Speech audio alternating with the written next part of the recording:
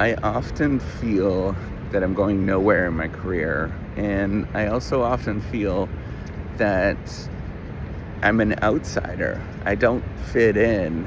I suspect that you actually feel the same way. That's why you're watching this. You saw this video online. And what I'm going to do is actually talk about some of these feelings, who I am, and then hopefully give you some tips in how I manage it, because it is a constant feeling that I experience.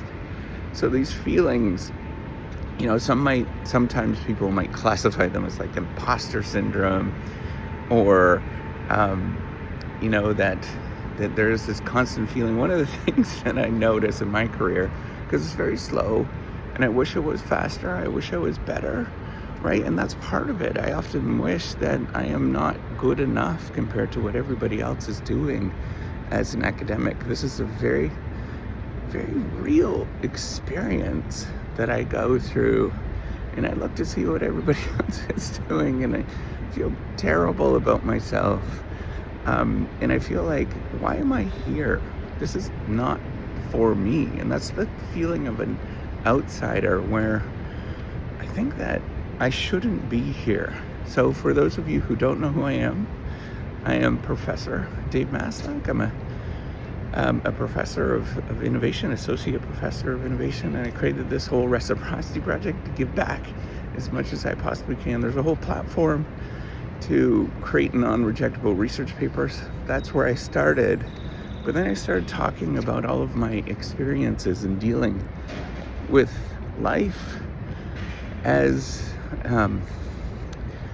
life as somebody that's growing up in a profession that is often very, very confusing for a lot of people.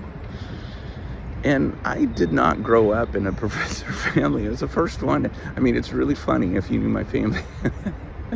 They would think that they would laugh, because none of us are really intellectual in any sort of way. I was the weird one. I truly was the weird one. I was the youngest of 5 to go away, and it was really weird. And they always knew I was really weird, because I liked school. Everybody else went into different things, into, the trades and the sort of normal stuff that people do. Watching kids, like normal people life stuff.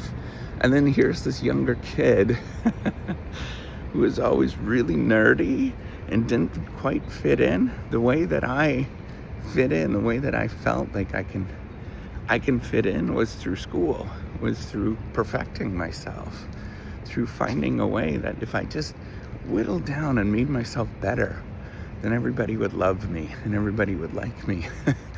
And I know it's a crazy logic. I know all of you are sitting and watching and saying, well, that doesn't make any sense. Yeah, it doesn't make any sense. Now I look at it, but I'm old enough to admit it now, that there's a lot of things that I do that just don't make any sense. And that's where there's feelings of feeling like I am not getting anywhere. Like, one of the things that I do is I'll work on ideas, papers that take decades. Now it's like a stupid decade on a couple of papers. And I look up, and my kids are old. When they started, they were really young, they were little. And I can't believe I've wasted my time on all of this. And I think about that a lot. That's where I feel like I don't fit in, because I'm wasting my time on these ideas that seem to go nowhere. And I feel like I'm pointless a lot. And I know that some people would say, hey, go talk to somebody. Listen, I have talked to people about this, but it's a constant feeling that you actually get in the profession. I think I'm not the only one that actually experiences this. And how do I actually deal with this? So first of all, not very well. I never deal with it very well at all. But the way that I deal with it is to reground and recenter myself as much as I can. So do things like going for walks, do things where I really have to detach from my profession. I really have to take a step back, because the things like politics, things like feelings of being excluded and ostracized, are very real for me. And they almost have always been like that. I think I have a very strong spidey sense, as I like to say it, where I feel those things a lot more than other people. And so I have to take a step back. I have to disregard. I have to just smile and nod and go with the pleasantries. My mom likes to call it the downtown smile. But it's a protective mechanism, the downtown smile. The reason why she called it that is because that's what you do when you go downtown, right? You don't show your true feelings. Everything is hunky-dory. My kids are always wonderful and all that kind of stuff. But it's such a challenging thing for me to deal with that I find frustrating. And I don't know, I don't know if this is a trait that I experience, but it's frustrating where I feel not myself when I do that. I'm not good at politics or being part of that kind of community. But when I go through this, I step back. I go through, remember about, rather than the career, rather than where I'm at, I try to focus on the little mundane things in life that feel, this is really beautiful, by the way. This is UCLA's campus. But I try to focus on little things that a lot of people probably don't focus on. Things like having a family meal.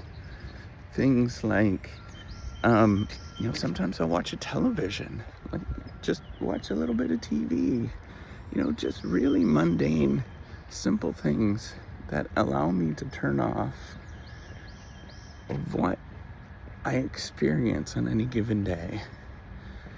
And I think that's often what you need to get. So this is a heavy topic, but I want you to practice on that. Practice in figuring out what is your things that you can walk away and detach and sort of disregard all of what you're experiencing, and just be yourself. Be who you actually are. I try to remind everybody that no matter where you are in life, you're already remarkable. And if you come with that as a basis, man, that even that makes me tear up when I think about that. If you come with it as a basis that you're already remarkable and that you're already did everything that you need to do, that you're a good person, that there's no reason to impress other people, that you can walk away and be yourself and be who you are at any given moment.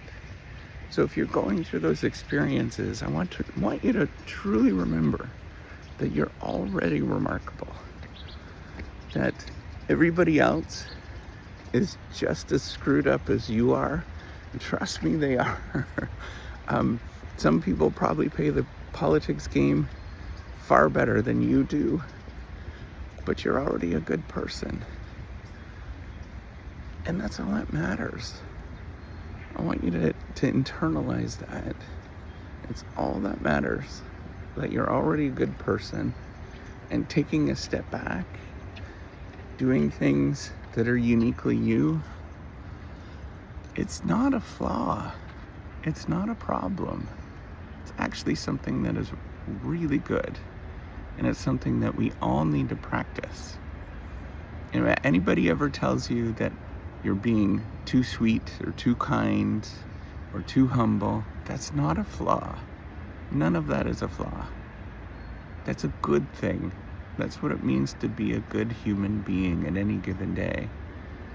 And if you are the type of person, but I don't think those people watch this channel If you're the type of person that you're very strategic and you want to get ahead through politics and all of that kind of stuff, you're good too.